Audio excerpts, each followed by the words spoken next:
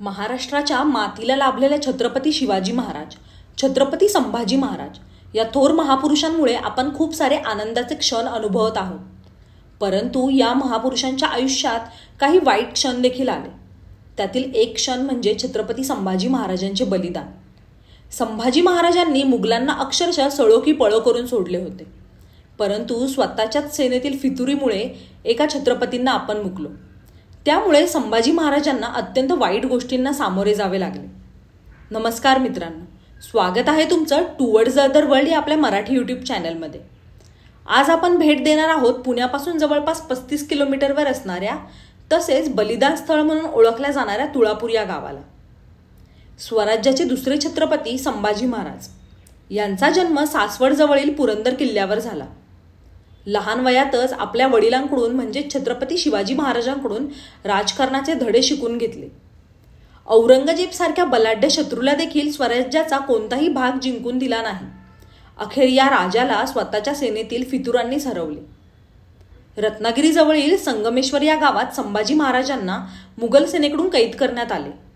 त्यानंतर त्यांना नगरमधील बहादूरगड आणि नंतर तुळापूर येथे आणण्यात आले. या संपूर्ण काळात त्यांच्यावर अत्यंत दयनीय असे अत्याचार झाले. औरंगजेबाने संभाजी महाराजांना मुघलांमध्ये सामील होण्याचे आमिष देखील दिले होते, परंतु लढेल तर फक्त स्वराज्यासाठी या विचारांच्या असणाऱ्या महाराजांना कुठल्याच आमिषाने ढासळू दिले नाही. तब्बल 40 दिवस महाराजांवर अत्याचार करण्यात आले होते. अखेर 11 मार्च 1689 साली वयाच्या 32व्या वर्षी अत्यंत निर्घुणपणे औरंगजेबाने छत्रपती संभाजी महाराजांची हत्या केली आणि शरीराचे तुकडे तुकडे करून सर्वत्र फेकून दिले. तुळापूर हे गाव पुणे शहरापासून जवळपास 35 किलोमीटर अंतरावर आहे. वाघोली किंवा आळंदी मार्गे आपण तुळापूर येथे पोहोचू शकतो. समाधीस्थळ हे मुख्य रस्त्याच्या बाजूलाच असल्याने सापडण्यास फारशी अडचण येत नाही.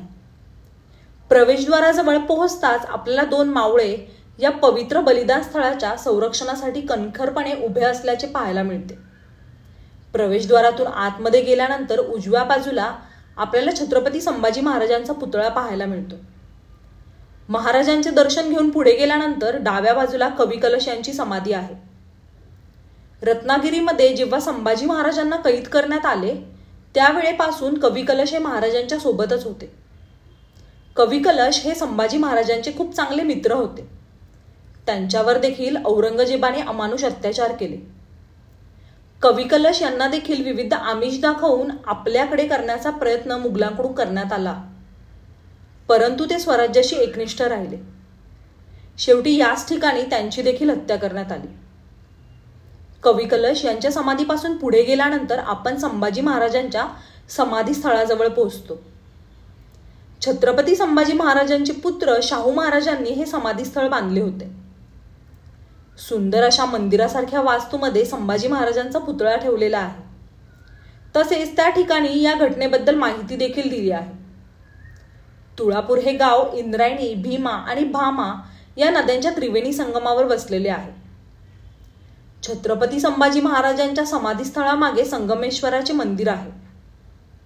या मंदिराचा इतिहास देखील खूप सुंदर आहे. या मंदिराबद्दल आपण पुढील व्हिडिओमध्ये जाणून घेऊया. आधी सांगितल्याप्रमाणे तब्बल 40 दिवस अमानुष अत्याचार करून औरंगजेबाने संभाजी महाराजांची निर्घुणपणे हत्या करून त्यांच्या शरीराचे तुकडे करून या नद्यांच्या काठावर फेकले. याचबरोबर औरंगजेबाने जो कोणी या शरीराच्या तुकड्यांना हात लावेल त्याचा शिरच्छेद करण्याचा आदेश दिला होता. तुळापूर पासून जवळच असणाऱ्या वडू बुद्रुक या गावातील लोकांनी लपून छपून संभाजी महाराजांच्या शरीराचे तुकडे गोळा केले आणि गावामध्ये नेऊन त्यांना शिवून एकत्र करण्याचा प्रयत्न केला. सर्व तुकडे एकत्र करून गावकऱ्यांनी संभाजी महाराजांवर अंत्यसंस्कार केले आणि यामुळे संभाजी महाराजांचे अजून एक समाधीस्थळ वडू या गावामध्ये आहे. तुळापूर पासून 14 किलोमीटर अंतरावर वडू बुद्रुक हे गाव आहे. वडू गावात देखील संभाजी महाराज आणि कवी कलश यांचे समाधीस्थळ आहे. त्याचबरोबर शिवाजी महाराज आणि संभाजी महाराज यांच्या पराक्रमाचे संग्रहालय आहे. दोन्ही समाधीस्थळांना भेट देण्यासाठी कोणत्याही प्रकारची एंट्री फी नाही. तसेच पार्किंगची देखील मुबलक सुविधा आहे. या थोर महापुरुषांच्या बलिदान स्थळाला नक्की भेट द्या आणि कोणत्याही प्रकारची माहिती हवी असेल तर कमेंटमध्ये विचारू शकता.